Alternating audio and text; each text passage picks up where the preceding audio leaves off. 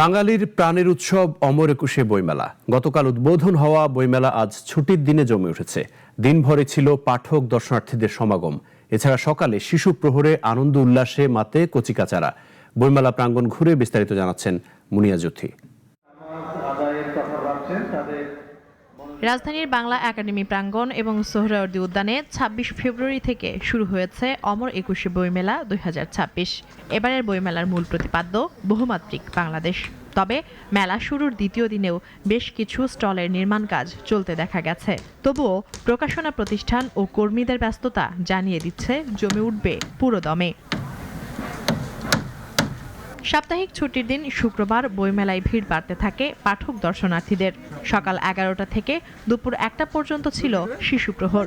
এ সময় শিশুদের অংশগ্রহণে মেলা প্রাঙ্গণ হয়ে ওঠে প্রাণবন্ত।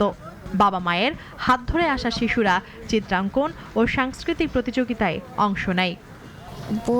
বইমেলায় এসে অনেক বই দেখেছি। আমার সবাইকে আমন্ত্রণ।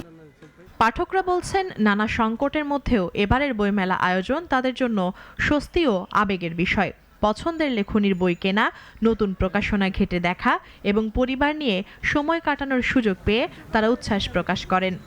নতুন নতুন লেখকের কিছু বই দেখতে পেলাম, দেখছি, ঘুরছি, চেষ্টা করছি ভালো একটা বা দুটো বই অ্যাটলিস্ট কিনে নেওয়ার জন্য। একটা অনিশ্চয়তা ছিল, যেমন 5 দিন আগেও আসলে ভেবেছিলাম যে হয়তো বা হবে না। আমি খুবই হতাশ ছিলাম। ফাইনালি শুরু হইলো।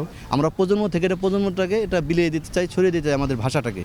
ভাষা যারা প্রাণ দিচ্ছে এই বিষয়টা ওরাও জানুক, আবার এই যে ওর পরে এইভাবে জানুক। আমি যে ওকে নিয়ে আসি, আমার ওর প্রজন্মের পর ও যাতে ওর বাচ্চাদের এইভাবে নিয়ে আসে।